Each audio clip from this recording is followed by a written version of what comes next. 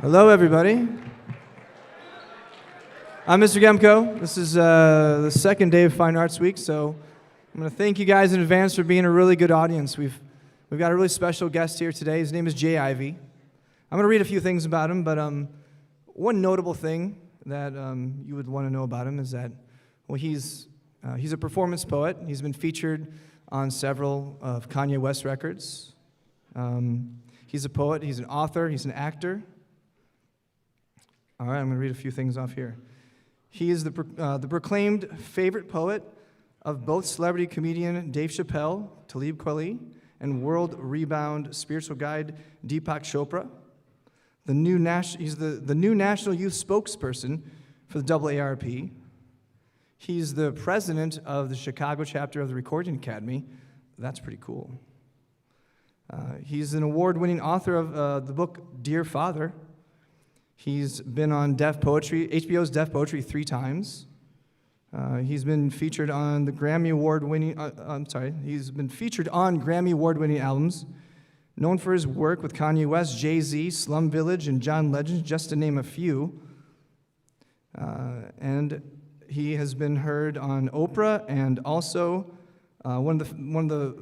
one of his wife's favorite facts about this award-winning poet and author is that this little-known detail. Did you know that this? I'm sorry, I'm just reading this. Did you know that the singer John Stevens was named John Legend by the poet Jay Ivey? I didn't know that. I'm reading it right now. That's actually pretty cool. So John Legend got his name from our guest coming up. That's pretty cool. Yeah. Please put your hands together for hip-hop's favorite poet, Chicago native Jay Ivey.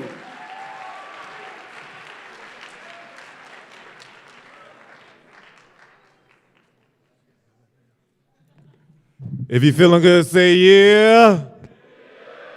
If you're feeling good, say yeah. What's good with you, York? How y'all feeling, man? So I'm going to tell you, I feel especially good because today is my birthday. It's my birthday. Not too bad for an old man. So I'm super excited to be here to spend this time with you. You know, I met this amazing teacher a few months back, and he invited us out to come and speak with you guys, hang out with you guys. So it's great to be here. So what's up? What's up? So I want to tell y'all a few stories, if y'all don't mind. I'm a poet, and I think, it's fitting I tell you how I became a poet, because we may have some poets in the house. Any poets in the house? No? Oh, no? Any writers? MCs, songwriters, filmmakers, authors, actors? No? I'm all alone? All right. So for me, it started like this. I'm from the south side of Chicago, grew up on 87th and Winchester. And then my mom, she decided to move me and my 2 brothers out to the south suburbs. At the time, the city was starting to change. The love in our neighborhoods began to become more and more interrupted by the plagues of drugs and violence. So my mother, she didn't want to see her 3 black boys get swallowed up by the streets of Chicago. So she decided to move us out to the south suburbs, and I went to a school called Rich Central High School. Y'all heard of Rich Central? Oh, yeah, we in here, yeah, we in the house. So I went to Rich Central High School, and my junior year of high school, I had this teacher named Miss Argue. And what I learned is you're not going to argue with somebody named Miss Argue. Thank you. All 3 of y'all, thank you. Thank you. So Miss Argue, she has us write a poem for homework. So I wasn't into poetry. This is, back before, texting and tweeting and social media, and I was good at writing notes to girls, but I didn't think of that as a gift. I just knew if I had something to say, I knew I could put it on the page and, express my feelings. But again, not a gift. So, and as far as poetry, I wasn't into poetry. Like I'm a hip hop baby, so the MCs, those are my poets, the storytellers that I lean to and love to rock to. But other than that, I wasn't into traditional poetry. So I go home to do my homework, and I didn't know what to write about. I'm looking around. I look out the window. I see some clouds. I just want to get this homework done. So I decided to write this poem called It Once Was a Cloud. So I go to school the next day expecting to turn this little silly poem in about the clouds changing forms. And, one minute they look like, a rainbow or, a clown or whatever. And I'm expecting to turn it in. And Ms. Argue, she surprises the class and makes everybody read their poem in front of the class. So me, I was a very shy kid. I lacked a lot of confidence. So I couldn't imagine reading this little silly poem in front of the class. Like my boys, they already had, enough things to talk about, about me. My clothes wasn't the best. My nose was crooked. I was super shy and lacked confidence. So I was like, I didn't need to read this poem in front of them. But here I am in class, reading my poem like everybody else. And after the class, to my surprise, Ms. Argue, she pulls me to the side. She gives me an A on this poem. And I wasn't getting any A's or B's, some C's. So to see this big red A blaring back at me, she had my attention. So Ms. Argue was like, you know what? She's like, I have a show coming up, a talent show coming up. You have a very nice speaking voice. I want you to do this show. Me, the shy kid, the kid who lacked confidence, was like, nah, Ms. Argue, I ain't trying to do that. So I didn't do that. And a few weeks goes by, Ms. Argue approaches me again. She said, you know what, last time I asked you to do a show, you faked me out. I got another show, and this time I'm not asking you. You have to do it. So Ms. Argue, she makes me do a show. And we go out to do this it was another school before we performed at our school. We went to another school. And here I am on stage. And y'all know how when you at Great America and you on that roller coaster and you at the top and you want to get off and you can't get off. And you like, what am I doing up here? That's how I felt. I was like, I wanted to get off this ride and I couldn't get off this ride. So here I am on stage, hands shaking, knees shaking, terrified to be up here. And I performed, and to my surprise, I got a standing ovation. And instantly, my life changed.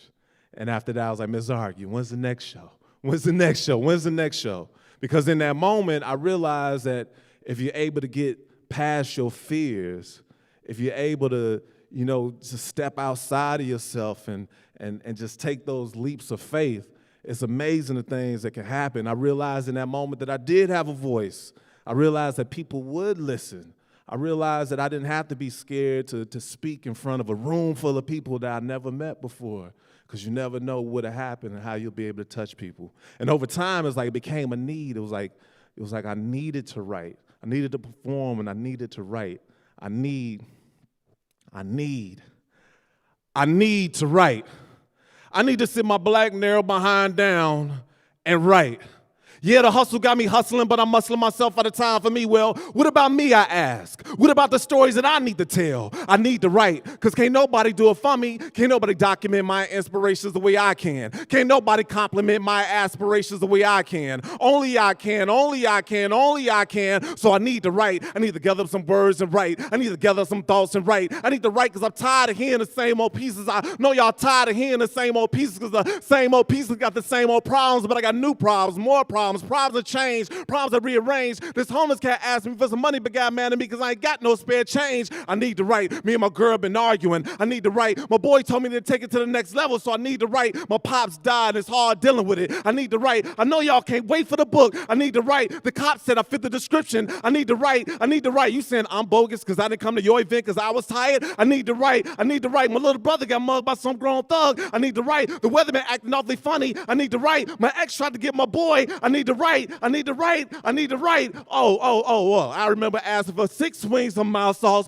Why is it I only have 4? I need to write. I think about writing in third person when the first is hurting. Life is a job and the verse is working. My soul's rehearsing for when the good Lord pulls the curtain. Words are words, so maybe it's your actions that's doing the cursing.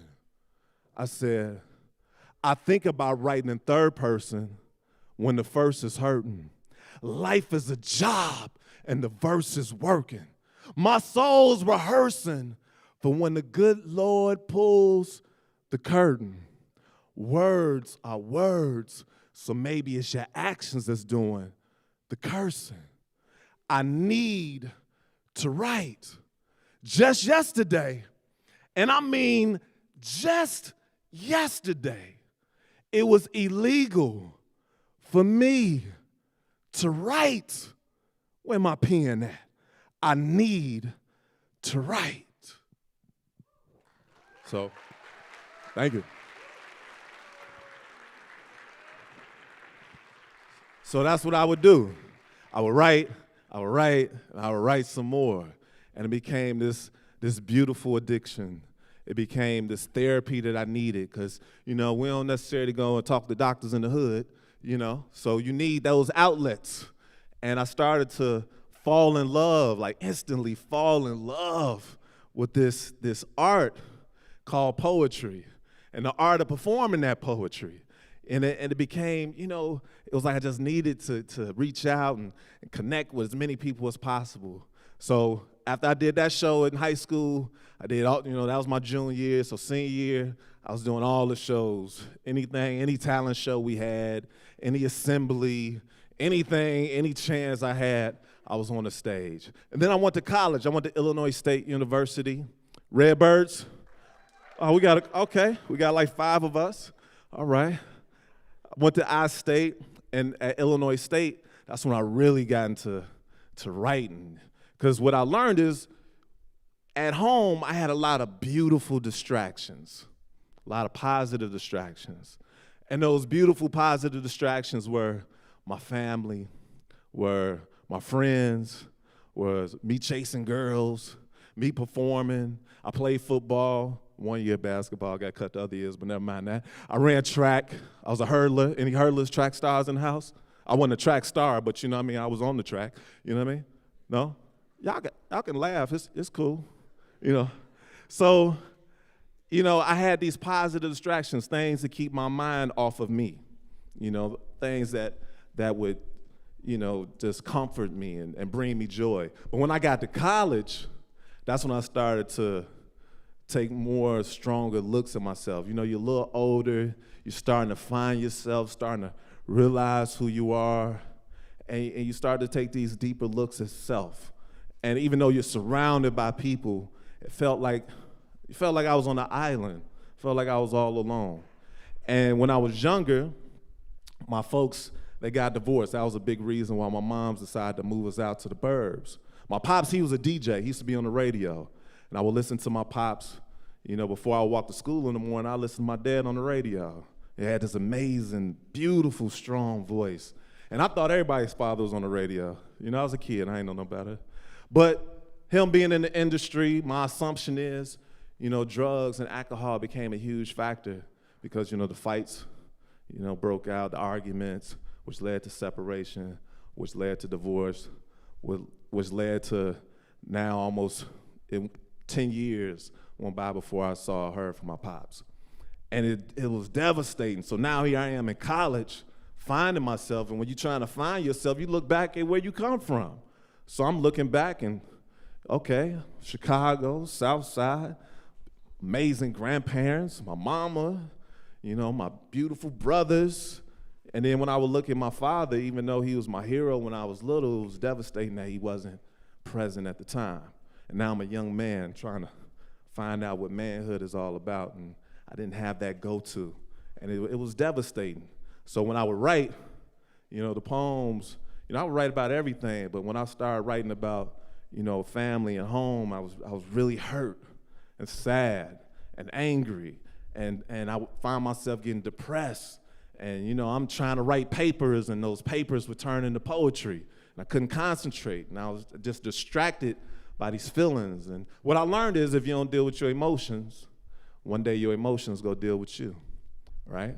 We'll come back to that one. But, I was feeling all these different feelings, and I would just keep trying to wrestle with who I was and what I was supposed to be doing, because we only here for a blink of an eye, and I always never took that for granted. I always knew that time is super important, so I would find myself writing pieces and trying to just understand who I am, especially a black man in America trying to navigate through, And I would write pieces like, they judge you before your eyes even open. Off jump, they coming for your throat before words even spoken. When you touch down, you gotta let them know that you get things in motion, but be clear. They feel your dedication, they feel your devotion. They love and hate your skin tone, treat you like an immigrant when you've been home, bronze like the pennies the brother Abe owned, envy is the drug that they own, every breath I take is a hit. Cause we're striking like the ancient Egyptians they clone. Our people are beautiful down to the bone, down to the soul. Control is a goal. We in the city of God cause the slums is all they want us to know. And they think we ain't know. Thought you was just street smart. Can't understand how you come up with this street art. Didn't understand they was dealing with men, women, mothers, fathers too. Yeah, some of ours slipped through the cracks. The ones that we putting up and above, the way they look up to us, man, that's beautiful. Fly like the saucer's being flown. Yo, they tapping your lines, so use your thoughts to iPhone home. Send moms a highlight tape of this Twilight Zone where extraordinary, extraterrestrial ETs got them uneased. Now they building space stations trying to police the ozone. Oh no. They're trying to protect their borders from illegal aliens visiting from other worlds. We were sent here by way of God's referral. Peel back our skin and see our light. Peel back the layers and see our fight. Get high off life. Rest your head on the cloud. Dodge them chemtrails. If the walls could talk, they tell you they wouldn't want to walk in our shoes and listen to the tales our Tims tell. Came from the heavens, now we dwell in hell. Enslaved by a country that still hates me, wants me in jail. Discriminates against us, want to hold us down, man, we too profound. That's why they want us to behave. Show us how they feel with 12 years a slave. Media hop on the field and they run they plays. All day they say and replay that you a thug, you a. All he want is our women, our gold, our figures. Ain't none but an animal with his claws on the trigger. There's a difference between brands and labels. They invite you to the table and try and label your brand, change the beat of your band, or orchestrate the land with your hand. Man, the challenge is staying balanced. Never too high, never too low. Stuck in the middle with a mean flow, a mean show. I see you, sis. I see you, bro. You can move any room, work any crowd. They can't quiet yo loud, so keep feeding them and feeding them. It ain't black versus white. It ain't rich versus poor. It's wrong versus right. And what's right is that the babies keep eating and eating. You ain't never been a fool. So just remember to use your tools, be you. And no matter what they do, always remember that you gonna be cool.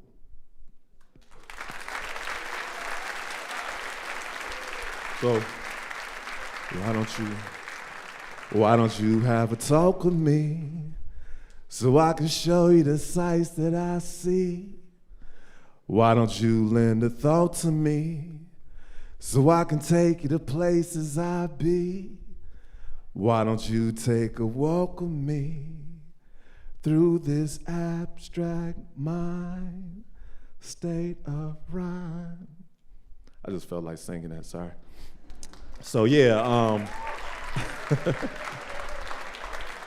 so again, I'm at school and I'm taking these deep looks at self and trying to find out where it is I want to go, who it is I want to be. Who do you want to be, right? You're in a space and time when you can decide who you want to be and where it is you want to go. What do you want to contribute to the world? What love will you pour into the world? In spite of the challenges, because they're going to be challenges.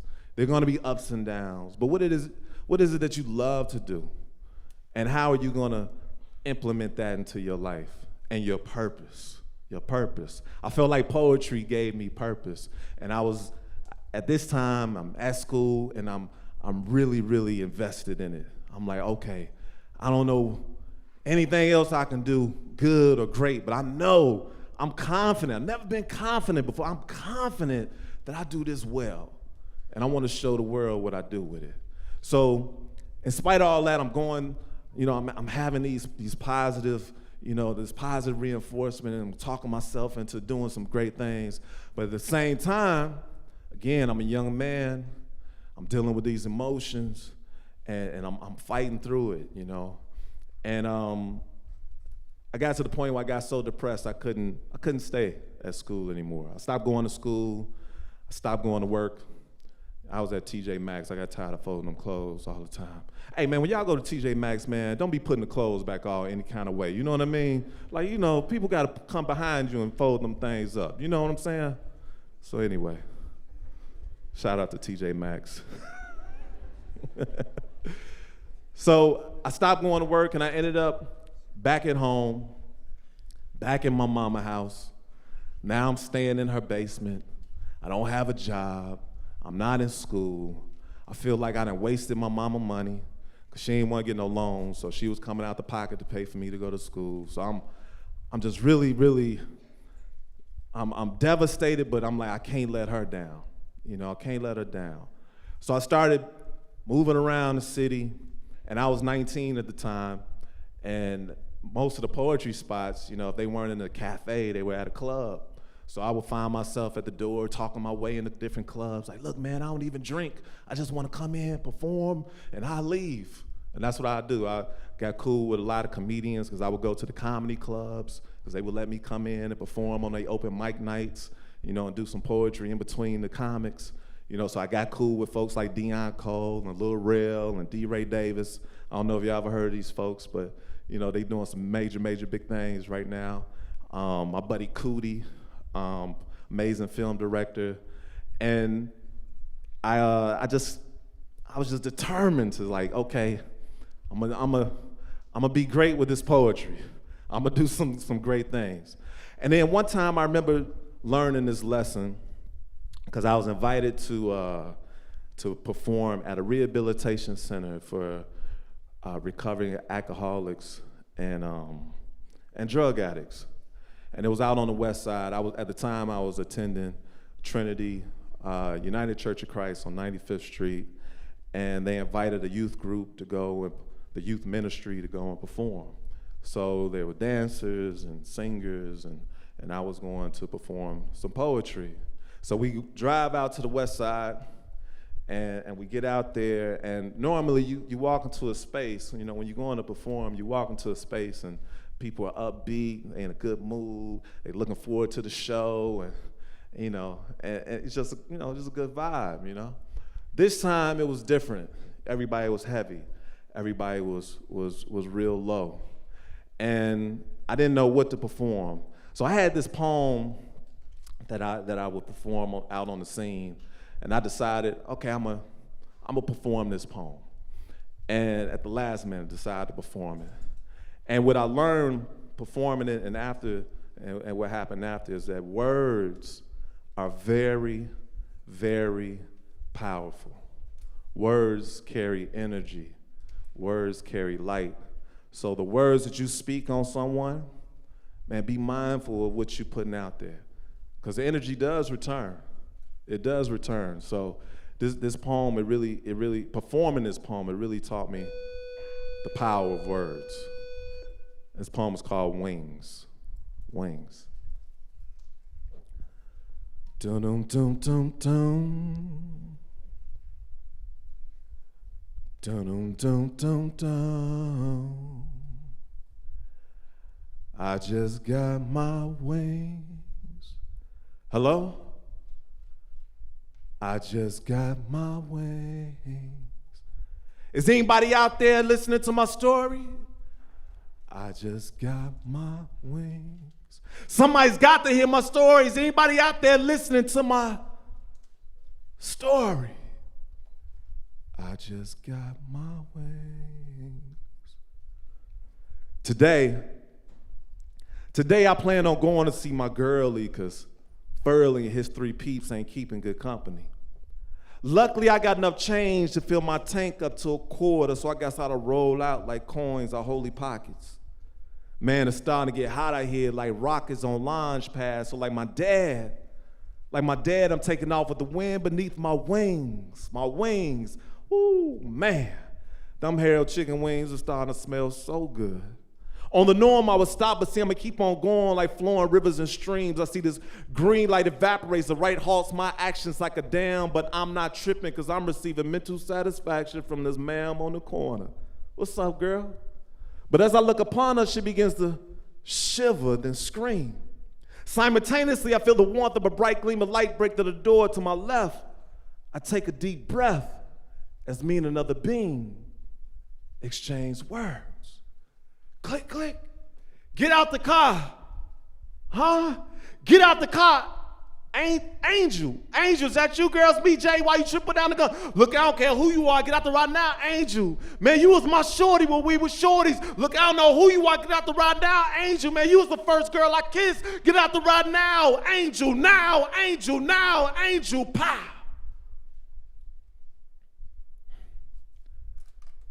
I guess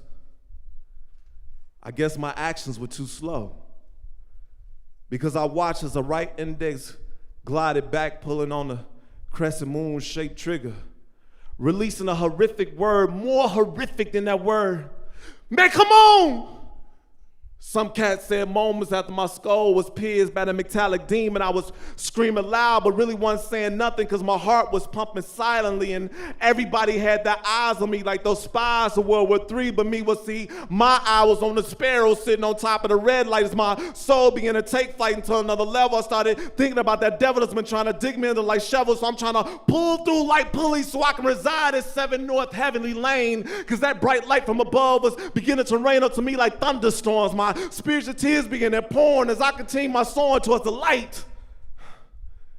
The light. I could feel my soul absorb the light as I continued my flight upward like rubber handles on escalators or outcasts on them elevators. So I guess I see you gators later, because this kid here has just got his wings. Yo, I can't believe it. I actually got my wings, yo. Yo, somebody tell my moms that a baby boy's all right, because I just got my wings. Somebody tell my brothers that I love them, but I just got my wings. Somebody tell my boys I ain't gonna be there to kick it no more, because I just got my wings. Somebody tell my girlie I ain't gonna make it over today, because I just got my wings. Somebody tell my angel, my sweet, sweet angel, my sweet, sweet angel, my sweet, sweet, sweet angel of death, that I'm all right. I just got my wings. Everything is looking up like 7 because I'm feeling heavenly with my wings. Hello? Is anybody out there listening to my story? Anybody? Somebody? Please tell everybody that I'm all right, because I just got my wings. Dun, dun, dun, dun. Dun, dun, dun, dun. I just got my wings. I'm all right, y'all. So I just got my wings. The ancestors are all right, because I just got my wings. Because they got their wings.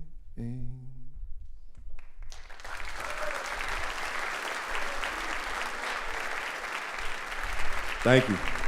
So after I performed this poem, there was a lady, she was much older than me. Again, I'm 19, 20 at the time. And this lady, maybe in her 40s, she approached me, maybe in her 50s.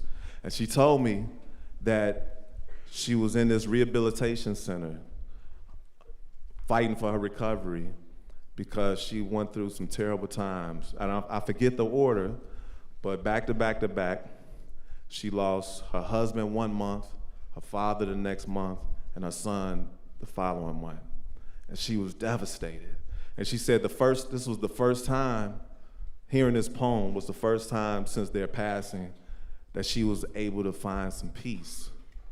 And me, I'm a young cat, and I was doing poetry for the sport and for the fun of it. I knew the healing properties, I was starting to learn that, but at the same time, I didn't understand the gravity of it all. So to hear someone tell me this, young, impressionable mind, it made me realize, again, words do have power. So we should really be responsible with the words that we speak onto people, the words that we put out, the energy that we put out onto others. You know, like you got to treat everybody else as if it's yourself. And in order for you to treat other people good, you got to love yourself. You got to be able to wake up in the morning, look in that mirror and say, I love you, I'm proud of you, and go about your day and do everything you can to make that day the best day ever, and the next the best day ever, in spite of what you're going through. Because it's going to be hard times. You might be going through some hard times right now. It may have been very hard to walk through those doors this morning and to get out the house this morning. But you're here, and you got to, remember to just find that gratitude, and know that one of my buddies a long time ago, he told me this. He said, pain is a temporary inconvenience. Pain is a temporary inconvenience. So remember that. No storm lasts forever. The sun's gonna come back out, so you just gotta keep going. So that's what I was doing. I just kept fighting, kept writing. And I realized, that it's just kind of like this spiritual warfare going on. You know what I mean? It's like it's a war outside, nobody's safe. It used to be overseas, now it's in your face, on your doorstep is where war is kept. The playground is the battleground. It's a real battle now. The cattle now is genetically modified. Whoever told you the beef we eat don't matter lied. You see, that's part of the strategy. The war ain't physical. It's about spirituality, which translates into ideology and foreign policies. They hand out orders while they battle over borders. Back home, they don't support us. They encourage mothers to abort us. Try to convince them that they can't afford us. They calling in the National Guard. Now they marching toward us. The intel says with inhale under spells, battling angels that fail. Planes flying in the building, strollers blowing up. The headlines, the deadlines filled with killings. Them boys in blue rolling up. A 2-year-old baby girl got gonorrhea. Now how was that growing up? More than ever, the devil's been showing up. Don't confuse it. You don't believe me? Turn on the radio. You can hear it in the music now. I love my land, but they ain't always loyal. If they are, why they got a patent on the seeds and the soil? Soon it's gonna be raining oil. Results of America growing up spoiled. The wheels falling off, the springs are uncoiled. Who needs chains when we gladly entered the net? Jail cell signals killing the bees. I guess we next. The monster is a machine. They send you to jail for killing dogs while they shoot little black boys. Things ain't what they seem. I sleep with a pen in my hand so I can write my dreams. This is my inception, the words of my reflection. I don't need runways to model me. They say he off beat. I'm a poet. The beat follows me.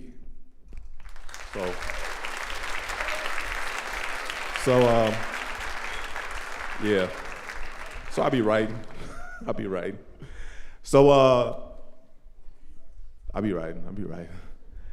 So I went on, life moved on. And again, I was wrestling with, the fact that my pops wasn't there. If you don't deal with your emotions, one day your emotions gonna deal with you. And my cousin, my older cousin, I love her, birthday's this coming Friday, her name's Julia. She's like one of the angels of our family. She was the first one to open up about how I felt in regards to my pops. And she listened to me, she said, you know what? She said, you have to learn how to forgive. If you don't learn how to forgive, you go carry that pain with you for the rest of your life. And I couldn't imagine feeling this heavy and this low and this miserable for the rest of my life. Nah, I can't.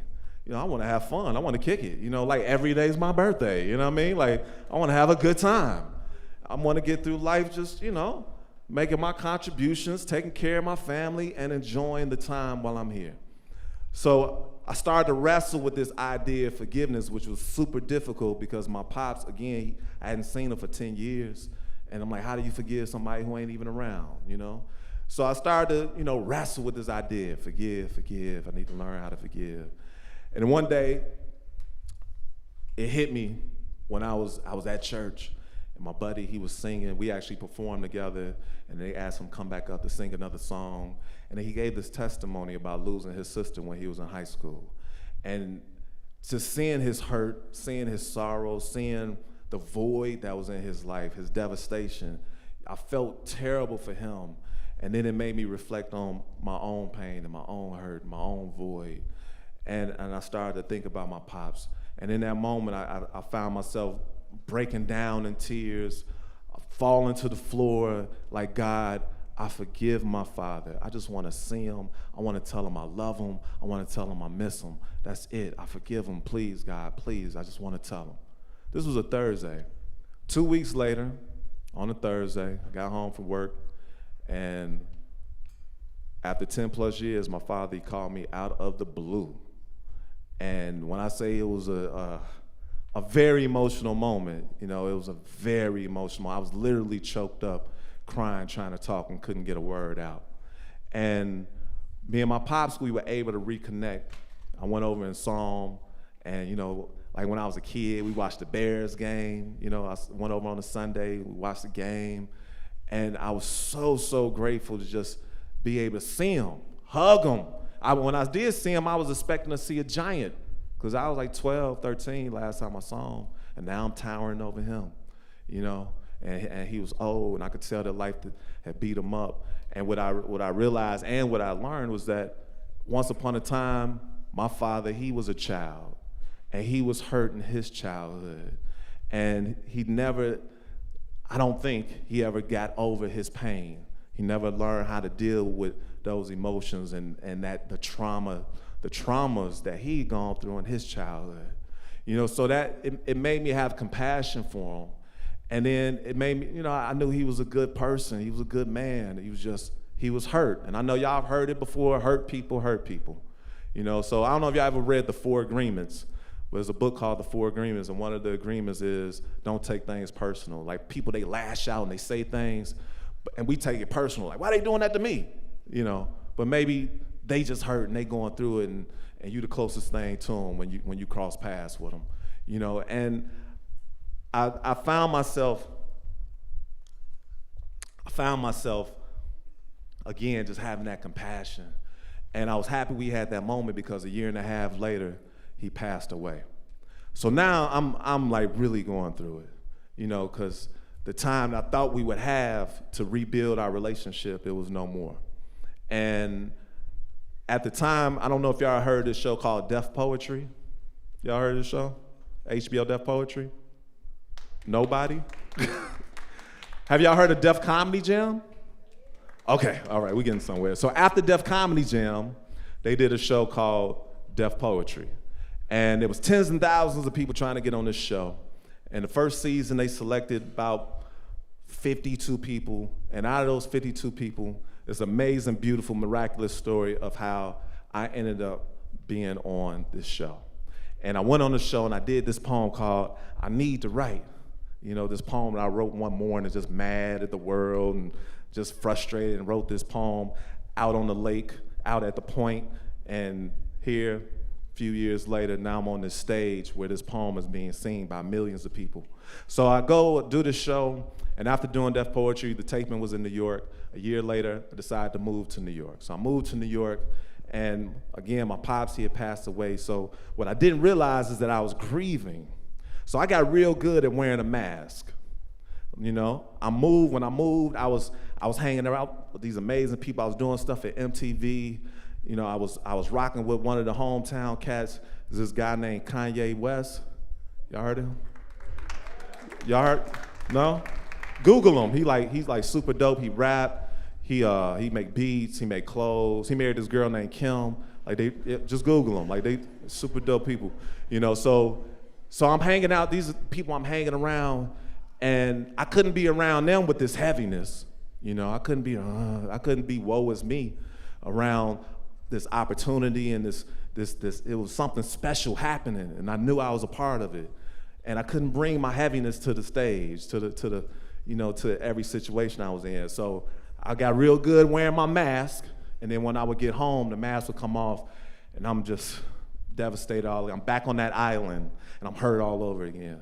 So one day, my mom, she called me up, and y'all know how those mamas had that spidey sense, that women intuition. That's real. Y'all, man, shout out to the mamas and the daughters that's gonna become mamas, because y'all are The world's greatest gift. I swear you are. You're amazing, amazing, amazing. And my mom's called me up and she was like, boy, what's wrong with you? You ain't been talking to me. You ain't been talking to Tari. Tari, that was my girlfriend at the time. Well, we had broken up, but we were still talking every day.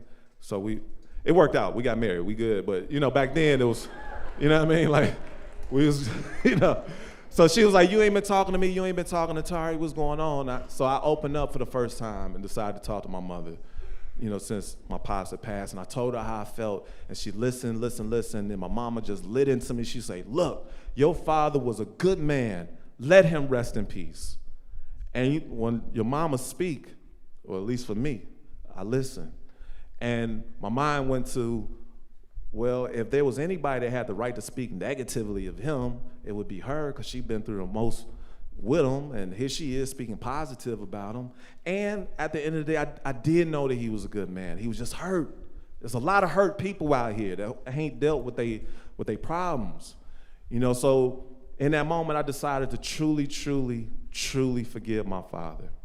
I got the phone with my mama, and I decided to write my father a letter.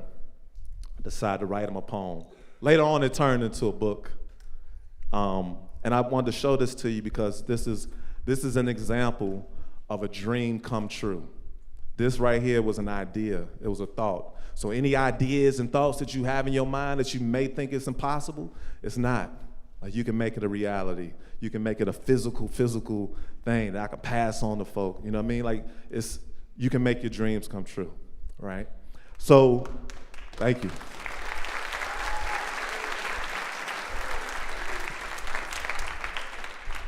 So I decided to write my father a letter, and again, this letter's called Dear Father, and it may sound like a sad poem, but it's actually the happiest poem I've ever written in my life because it made me a much better person and a much better man. It's Dear Father.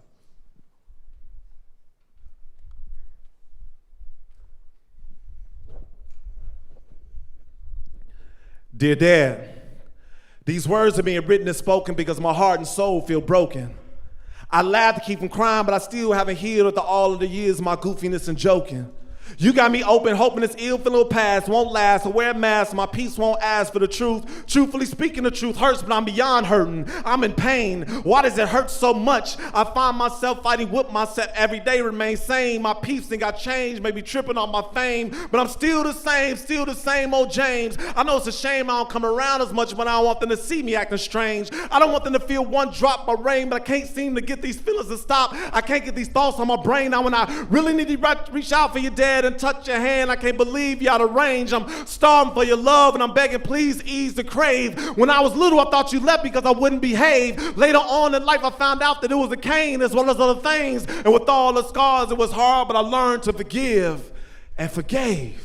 I forgave him missing my basketball games and the touchdowns I scored at the football games. I forgave him coming home high and drunk, wrestling with my mother, going insane. I forgave him missing all of my track meets and not being able to greet all the pretty girls that I wanted you to meet. I forgave him missing my birthdays and graduations and not being there when I needed advice in certain situations. I forgave despite the fights and tears for all the years lost, wondering if I was loved. Sometimes all I needed was a call and a hug. I mean, I understand that people break up and don't make up and some relationships don't last forever, but why weren't we together? Mom could have found new man, but where was I gonna find new dad? Looking back, I wish I would have begged me, pleaded my case, because I felt like I didn't matter, like I was deleting the race. I would cry, still cry so much I get headaches. I try to get you on my mind, but I can't get you off of my face. I see you every time I see me, and I can't do nothing but ask God to bless me, expand my territory, place his hands on me, and keep evil far away from me. I asked him to protect me like you protect me from the bullies and the police. Now to protect my soul, I write poetry and release. And some say I'm a beast, but I'm just trying to find peace so I can pick up the pieces of me that are falling apart.